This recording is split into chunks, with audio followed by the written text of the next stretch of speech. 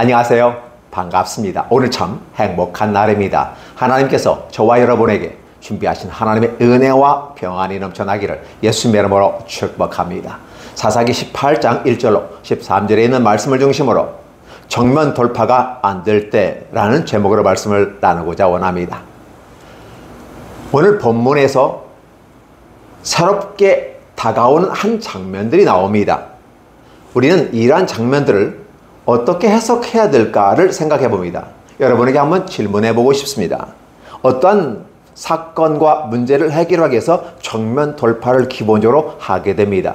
이러한 내용들은 군대에서 많이 쓰는 방식인데요. 상대방의 적을 부수기 위해서는 그 진지를 탈환하기 위해서는 정면 돌파를 하게 됩니다. 그런데 준비된 적군이 막강한 화력을 가지고 나아갈 때 정면 돌파가 안 됩니다. 그러면 여러분 어떻게 하시겠습니까? 당연히 여러분들은 지혜로운 사람들이라서 그러면 정면 돌파가 안 되면 우회전 쓰면 되는 겁니다. 좌측이나 우측으로 은폐하면서 접근하고 또 포격 지원이나 아니면 항공기 지원을 해서 그쪽을 선제 타격하고 점령하면 됩니다. 라는 부분을 얘기할 겁니다. 근데 그것도 우리 화력이 막강했을 때 그런 경우가 있지만 우리 화력이 막강하지 않다고 여기거나 아니면 그렇게 화력이 준비가 되지 않았을 때 상대방이 막강한 힘을 가지고 있을 때 여러분들은 어떻게 하시겠습니까? 오늘 본문은 과거의 한 사건에 불과한 것입니다. 그럼에도 불구하고 우리는 이 사건을 통해서 왜 이 내용이 여기에 기록되어 있는가라는 부분입니다. 참고적으로 기억할 것은 지금 삼손이란 위대한 사사가 죽었습니다. 그리고 삼손이 속한 지파가 단지파였고 그가 속해있던 이 곳에서 바로 또 하나의 사건이 이어집니다. 그러니까 삼손은 죽었는데 삼손을 속한 이 단지파가 새로운 모습으로 도약을 하고 있는 한 과정들을 봅니다. 지도자가 없는 상황에서 그래서 오늘 성경에서는 왕이 없었다라는 걸 다시 한번 얘기합니다. 그때 이스라엘 왕이 없었고 사실 왕이 없었다는 말 쓸 필요가 없었죠. 이미 그때는 사사가 없었고 라는 표현이 더 맞을 것 같습니다. 그럼에도 불구하고 이 내용을 기록했던 사람 바로 그 시대는 이 시대가 아니라 후의 시대이기 때문에 왕정 시대 중심으로 있었기 때문에 그때 왕이 없었다는 말 쓰게 되고 어떤 기준 방향 제시가 없는 상황에서 이럴까 저럴까 마음이 나누더라도 기준이 있으면 그 기준을 따라가면 된다는 겁니다. 그런데 기준이 없어진 상태, 왕이 없었고 자, 그 상황에서 단지파는 어떻게 할 것인가? 주어진 상황은 이렇게 주어집니다. 그 땅에 거주할 기업을 구하지 못하였다라는 표현을 쓰고 있습니다. 그래서 이스라엘 지파 중에서 그때까지 계열 분배받지 못하였다. 마땅히 막내 지파이거나 아니면 제일 나중에 분배받은 것처럼 표현한다면 순서가 아니었으니까 라고 말할 수 있지만 분명히 오늘 본문에는 삼손이 거주했던 그 땅이 유다의 그 위쪽 부분에 있었고 능히 그 지역을 점령해야만 했던 것입니다. 물론 우리가 바라보는 그 블레셋 땅이라고 하는 그래서 가나안 칠족 속에 있던 그 땅들 그게 바로 블레셋 땅입니다. 그 중에서도 이 단지파가 직면한 아모리 족속, 즉 블레셋 가운데 한 부류가 아모리 족속이었는데 굉장히 강하고 힘이 셌던 것 같습니다. 삼손이 블레셋과 싸웠을 때 그들이 여전히 아모리 사람이었다는 것입니다.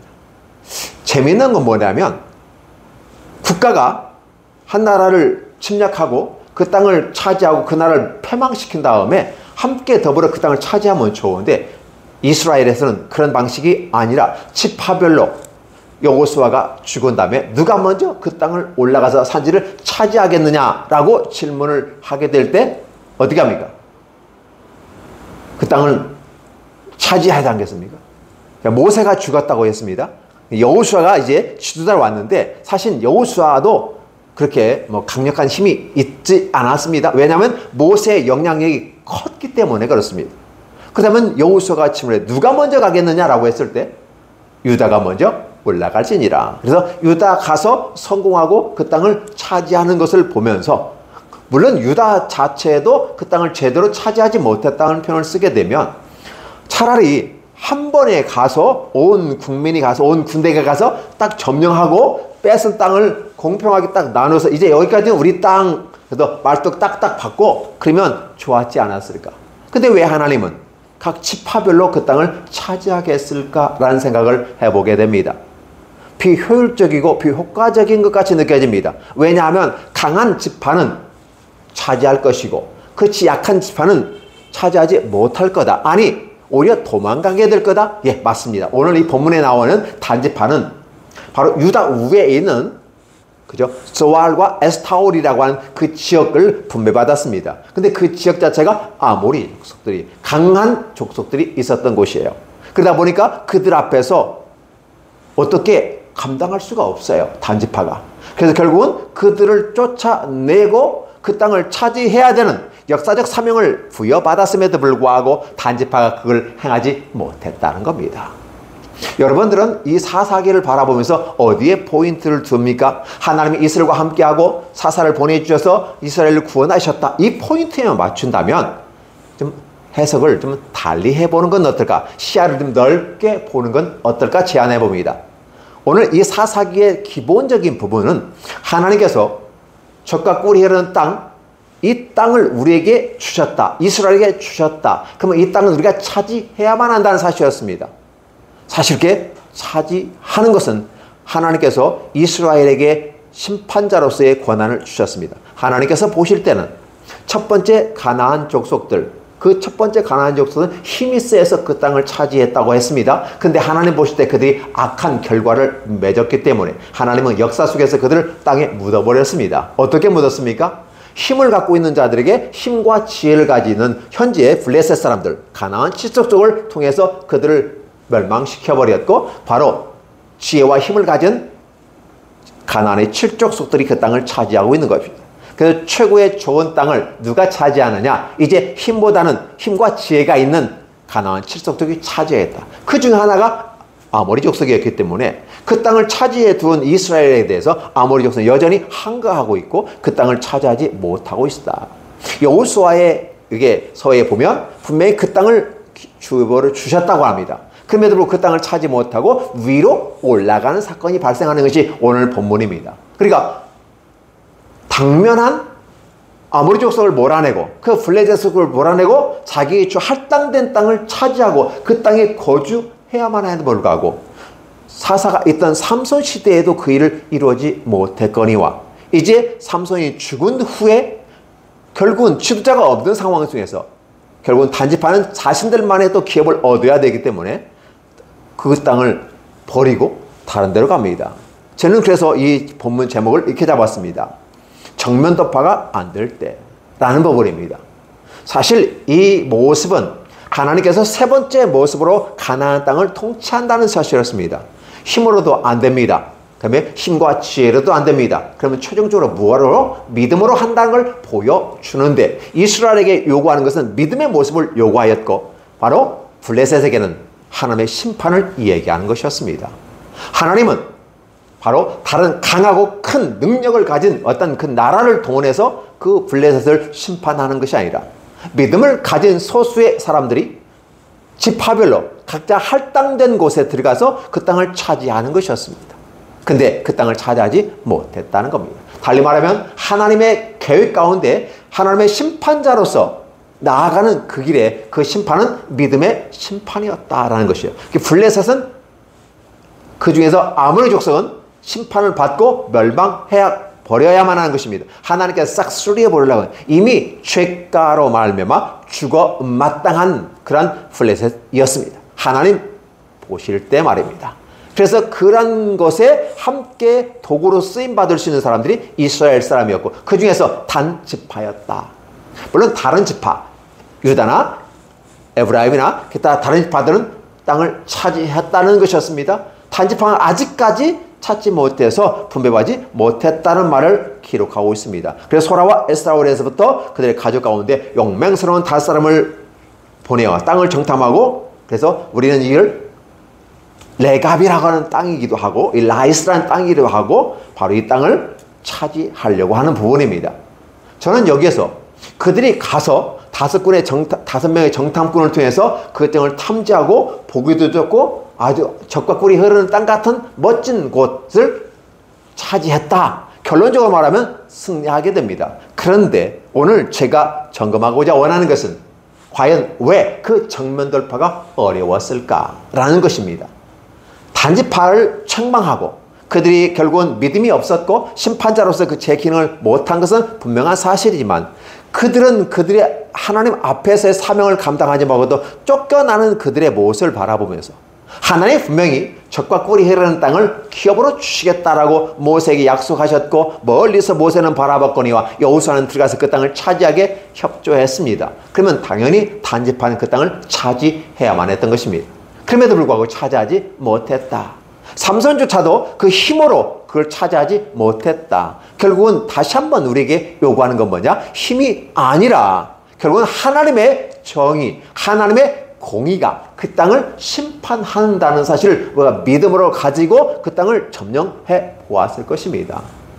물론 다른 지파는 힘이 세서 무기가 좋아서 그 땅을 차지한 건 아닙니다. 하나님께서 원하시는 것은 바로 믿음이었습니다. 내가 그 땅을 너에게 주고 기업으로 준다라는 약속이었습니다. 그 약속을 받고 그 믿고서 믿음으로 행할 것입니다. 유다 같은 경우는 어떻습니까? 제일 먼저 나가서 승리하고 그 땅을 차지했지만 여전히 잔존하는 사람들이 있었다라는 걸 얘기하고, 갈렙 같은 경우는 내 나이가 80이지만 내가 전쟁에 출입할 수 있습니다. 따라서 이 산지를 내게 주소서라고 하면서 80의 노구에도 불구하고 전쟁터에 나가서 이기겠다. 그 땅을 차지하겠다. 왜냐하면 하나님이 우리에게 주실 것이니까. 사실 여호수아와 갈렙은 그 정탐꾼 중에 한 사람으로서 그 실상을 압니다. 얼마나 그들이 강하고 얼마나 힘이 센지를. 사실은 현실적으로 바라보면 해결될 수 없는 적이었습니다. 그럼에도 불구하고 하나님께서 원하시면 그들은 우리의 밥이 될 것입니다. 하나님께서 우리에게 주시고자 원했고 정탐꾼을 보냈다고 하는 것은 이미 허락하신 것이기 때문에 어떠한 방식으로 가든지 우리는 우리의 믿음을 표현하는 것입니다. 오늘 이 시대를 살아가는 우리 현대의 기독인들에게 하나님께 요구하시는 것은 너는 과연 믿음이 있느냐? 너의 작은 믿음을 내게 보이라 라는 한 모습으로 요구하고 있는 것입니다. 단지 단지파가 그러길 못했다고 하는 이 사건을 가지고 풀이할 필요가 없고 이미 단지파는 그런 결론의 과거의 모습을 이미 났습니다. 그런데 문제는 뭐냐면 단지파가 그렇게 못하고 쫓아내지 못하고 도망가면서 새로운 지역을 찾아가더라는 것입니다. 물론 하나님의 은혜 가운데서 그 은혜 아니면 아마 그 땅도 차지하지 못했을 겁니다. 그런데 하나님께서 그 땅에게 순전하게 열어주실 것이다. 중요한 것은 여기에 미가의 집에 있는 레위인 제사장이 그에게 얘기합니다. 평안히 갈지어다. 하나님이 너의 앞에 있느니라. 하나님 앞에 너희가 있느니라. 이렇게 표현을 쓰거든요. 이 단어가 참 애매합니다. 하나님이 너와 함께 할 거다. 형통할 거다. 그 길을 주실 거다. 예, 하나님 그렇게 주실 것입니다. 물론 과연 하나님이 주신다고 이 미가 제사장에게 얘기했을까? 라는 부분이었습니다. 욕심을 따라 가는 한 제사장, 그리고 정처럼 어떤 자리를 잡지 못하고 있는, 그래서 유리방황하는 레위인이었습니다. 바로 그는 자기가 거할 곳을 찾기 위해서 가던 중에 미가를 만나서 그 정착을 했다는 사실이죠. 그렇다면 오늘 단지파 역시 자신이 주어진 그 성읍을 찾지 못하고 거류하며 떠돌뱅이로 가다가 자신들이 거류할 그것을 찾기 위해서 올라가는 장면은 동일한 모습이었다라는 사실입니다. 그래서 어떻게 보면 그 미가의 집에 있는 레위 제사장은 너희 가는 길에 하나님이 함께 하시고 하나님께 너희를 방해하지 않는다면, 하나님은 너희에게 촉구하신다면 그 땅을 차지할 거라는 축복을 하고 갑니다. 물론 그것이 그들에게 위로가 되고 힘이 되어서 승리했을 것으로 봅니다. 내가 거류할 곳을 찾아 헤매게 될 때 하나님은 미가를 만나서 내게 복을 주셨거니와 바로 단지파인 당신들도 가서 하나님께서 원하시면 또 좋은 것을 차지해서 거류하게 될 겁니다. 왜? 하나님의 약속이니까 라고 하면 우리는 기본적으로 생각해 보면서 공감해 봅니다. 근데 문제는 뭐냐면 오늘 에브라임의 산지에 있는 미가 집에 있는 레위인이나 아니면 이 단지파의 사람들이 여전히 그들의 믿음을 따라 행하지 아니하고 있다. 사설 제사장, 사적인 어떤 욕심들, 이런 것들의 기준에서 가더라는 것입니다. 하나님은 분명히 약속하셨습니다. 그 약속을 그대로 준행합니다. 분배받은 땅이 이미 있습니다. 그런데 여기서는 분배받지 못했다, 기업을 얻지 못했다라는 것입니다. 중요한 것은 하나님은 우리에게 주시는 겁니다. 주셨을 때 현대인 기독교인들이 가장 오해하는 것은 하나님께서 우리에게 그냥 거저 주시는 것처럼 얘기합니다. 하나님은 거저 주시는 적이 한 번도 없습니다. 반드시 우리의 수고와 노력으로 얻게끔 하시는 분이십니다.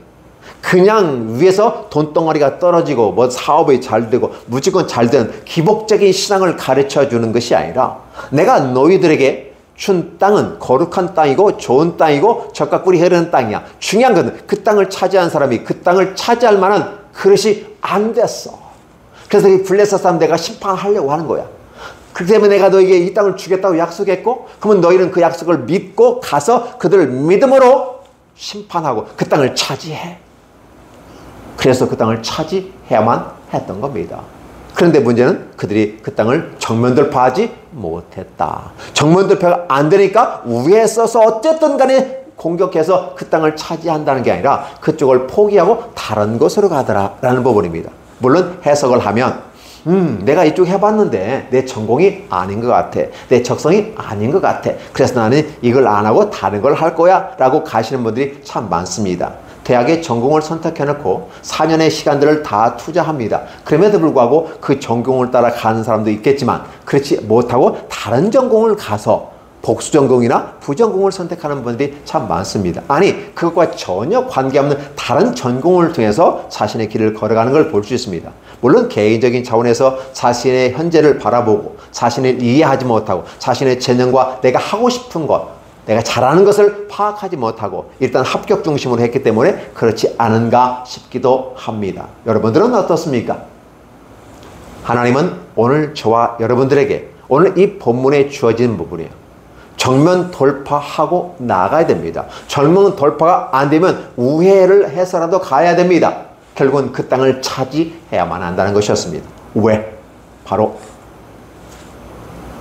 그 사람들을, 이 블레셋 사람들을 심판하고 그 땅에서 진멸하는 것이 하나님의 뜻이었겠습니다. 그리고 그 보상으로 하나님께서 그 땅을 그들에게 주시는 것이었습니다. 따라서 그 땅을 차지하는 것은 뭐가 필요하다? 믿음이 필요하다. 그 믿음이라는 것은 온유로 표현되기도 한다고 그랬습니다. 그 온유한다는 땅을 기업으로 차지한다. 근데 결국은 다는 그 땅을 차지하지 못하고 쫓겨가는 상황을 보면 그들은 온유하지 못했다는 표현을 쓸 수 있고 그들은 믿음이 없었다는 것이었습니다. 하나님께 주신 약속에 대한 신뢰가 없었다. 분명히 쉬워서 그 땅을 차지하는 다른 지파는 아니었을 겁니다. 어렵고 힘든 과정 속에 있습니다. 그들은 철기 문화를 가진 족속들이었고 강한 족속이었습니다. 청동기 문화와 석기 문화를 가지고 있는 그들이 바로 이기기는 어려웠을 거라는 것입니다. 그럼에도 불구하고 하나님께서 명령하셨고 그 말씀에 순종하는 여부를 확인하시고 그 확인 여부에 따라서 그들에게 승리를 주시는 하나님이라는 사실을 분명히 그들은 경험해 보았을 겁니다. 처음에 여리고성을 공격해 들어갔을 때도 마찬가지입니다. 여리고성이 너무 강하고 힘이 셉니다. 감히 사람의 기술로 그 땅을, 그 성을 함락할 어떤 것도 없었던 시대에 바보 같고 비합리적이고 그럼에도 불구하고 여호와께서 명령하시는 그대로 순종했을 때, 믿음으로 그들을 응했을 때 그 땅을 차지했다는 사실을 그들은 과거의 경험이 있었는데 어느 사이에 그러한 과거의 흔적들은 하나의 역사의 추억의 현장 속에 묻혀버리고 어떻게 하지? 저 땅은 우리에게 주셨는데 어떻게 하지? 우리보다 강한데 어떻게 하지? 하면서 결국은 그들은 그 블레셋의 강한 족속들에 의해서 쫓겨나고 그 땅, 알토란 같은 땅을 차지해야 됨에도 불구하고 그 땅을 차지하지 못했다고 하는 부분이 오늘 본문에서 강조하는 부분입니다. 그렇다 보면 오늘 저와 여러분들은 이 본문을 대하면서 어떠한 생각을 가져야만 할까? 오늘 저와 여러분들에게 주신 하나님의 기업은 어떤 것입니까? 그때 당시에 기업이라는 개념은, 구약의 개념은 땅이나 어떤 지역을 얘기해서 그걸 기업으로 얘기합니다. 신약에서는 이제 상속의 재산을 상속하는 거 보고는 나아가고 있대. 근데 이 땅이라는 개념이 바로 천국의 개념으로 함께 이어져 가면서 우리 기업으로 주시는 겁니다. 하나님이 주시는 겁니다. 오늘 기독교인들에게 하나님께서 천국을 주셨다 할 때 그 천국은 어떻게 얻어집니까? 거저 값없이 은혜로 받았다고 생각하니까 그래 아무것도 하지 않아도 하나님이 주실 거야. 너희는 가만히 있어라. 내가 다 모든 걸 할 것이다. 예, 상황과 여건에 따라서 그 말씀을 해석을 해야 됩니다. 저와 여러분에게 주어진 이 삶의 현장 속에서 하나님이 거저 주시지 않는다는 겁니다. 반드시 내 손으로 수고하고 땀을 흘리고 노력한 어떤 결과물을 얻어가는 것입니다. 그렇다고 해서 다 노동하고 수고하고 한다고 해서 다 모든 걸 얻는 것도 아니란 사실. 왜? 하나님의 약속을 따라 그것도 가능하다는 것입니다. 수고하고 노력하는 것은 당연히 얻는 것이라고 하는. 그래서 no pay, no gain. 자, 고통이 없으면 얻는 것도 없다는 사실입니다. 그래서 반드시 수고와 노력을 해야 하는 건 분명합니다. 그런데 말입니다. 한 가지 우리가 여기서 놓쳐서는 안 됩니다. 세상에서는 그렇게 가르칩니다. 고통이 없이는 얻는 것도 없다. 아픔이 없으면 아름다운 꽃이 피지 않는다. 예, 맞습니다. 근데 거기에 하나님의 말씀이라고 하는, 약속이라고 하는 그를 따라갔을 때 열매가 맺힌다는 겁니다. 유다 같은 경우는 믿음으로 나아갔을 때 그 성을, 그 땅을 차지했다는 사실을 먼저 샘플링으로 보여주었습니다. 그렇다면 다른 지파들도 여전히 쉽지 않는 길이지만 믿음으로 그 길을 가고 그 땅을 얻을 수 있다는 사실을 보여주며 그 땅을 가거라 라고 하는 샘플링을 하는 것입니다. 그런데 그 샘플링을 따라가지 아니하고 결국은 상황과 여건과 환경을 따라 도망가 버리는 단지파의 모습을 여기서 보여주고 있는 것입니다. 그러면서 더 좋고 아름다운 땅이 있는데 우리가 차지하자라는 것입니다. 예, 600명 데리고 가서 그 땅을 차지할 정도 되면 그 땅은 굉장히 넓고 좋은 땅인 것은 분명한데 왜 그 땅이 넓고 좋고 서로 어떤 맹약을 맺지 않고 행복하게 편안하게 살았던가?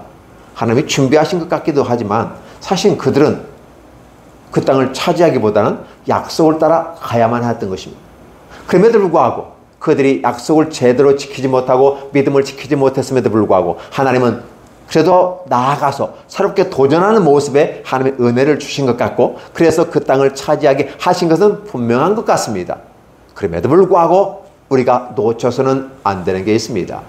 하나님이 주신 믿음을 따라 가지 않는다면, 하나님을 그 길을 따라 가지 않는다면 오늘 저와 여러분들이 이 땅에 살아야 될 이유가 무엇일까? 인생이란 것은 무엇일까? 한 해를 마감하는 이 시점에서 인생은 도대체 무엇일까? 예, 잘 먹고 마시고 입고 행복하게 살다가 자자손손 편안하게 가면 좋은 거 아닌가? 살다가 가면 되는 거 아닌가? 라고 간략하게 단순하게 세상 사람들은 얘기합니다. 그러나 성경은 그렇게 얘기하지 않습니다. 인생이 무엇이냐? 나의 삶의 현장 속에서 하나님이 주신 약속을 따라서 믿음을 따라서 어떠한 삶을 살아갈 것인가? 그게 동서남북 어떤 땅이든지 내가 마음에 원하고 좋아하는 그 땅을 가거라. 아브라함에게 약속한 것입니다. 가서 그 땅을 차지하고 지배하라. 그 땅을 얻어서 그 땅에서 행복을 누려라. 문제는 이 과정 속에서 너의 삶의 현장에 함께 동행하시는 하나님의 은혜를 잊지는 말아라. 하나님이 너와 함께 역사의 현장 애굽 땅에서부터 지금까지 인도하였거니와 앞으로도 그 길을 함께 갈 거야 라고 하면서 I'm with you. 그죠? 내가 너와 함께 한다. 너와 동행한다 라고 말씀하시면서 우리는 임마누엘의 하나님이다 라고 가르쳐 준다는 사실입니다. 우리의 삶은 쉬운 길은 아닙니다. 마치 단지파가 앞에 있는 그 블레셋 사람들 앞에서 쩔쩔매고 쫓겨나는 그 상황과 같은 모습은 아닌가 싶습니다. 많은 어렵고 힘든 일이 우리 앞에 산적해 있습니다. 넘어야 될 게 많습니다. 때로는 그걸 피해서 다른 방법으로 가기도 합니다. 어쨌든 그 가든 간에 주어진 그 땅은 우리가 차지해야만 하는데 거기서 포기하고 좌절하고 낙심하며 다른 길을 찾아갑니다. 그나마 다른 길을 찾아서라도 갔지만 다른 길을 찾아서 그 땅을 차지했어야 했대요. 그래서 단지파가 더 확장됐다는 의미도 있습니다. 긍정적인 의미도 있을 수 있겠으나 문제는 그 땅을 차지하지 못하고 쫓겨가는 그 모습의 뒷모습입니다. 여러분의 인생의 마지막을 보내는 한 해의 마지막 시점에서 여러분의 24년의 뒷모습은 어떻습니까? 24년이란 한 해 동안 이 시간이란 하나님의 축복을 주시고, 그리고 우리 인생에 주어진 이 공간 속에서, 시간과 공간이라는 속에서 과연 여러분들은 여러분의 뒷모습을 어떠한 모습으로 찍어야 할까요? 여행을 가면 예전에는 얼굴 중심의 사진을 많이 찍었습니다. 근데 지금 가보면 되게 뒷모습을 많이 찍는 하나의 풍속이 있습니다. 그래서 멋진 장면 속에서 앞모습을 찍는 게 오히려 뒷모습을 찍고, 한 사람 내지 두 사람, 세 사람이 모여서, 아니면 네 사람 쫙 해서 앞에 멋있는 모습을 바라보는 뒷모습을 찍어보려면서 함께 담아내는 것이 있습니다. 24년도 마무리의 시점에 있습니다. 2주 남겨놓고 있습니다. 이 2주의 모습 가운데 24년은 가게 됩니다. 자기가 차지해야 할 땅을 차지하지 못하고 초라한 뒷모습을 보이면서 앞으로 나아가는 건 좋은데 뒷모습 가운데 초라한 한 해를 마감한다면 좀 힘들지 않을까 생각을 해봅니다.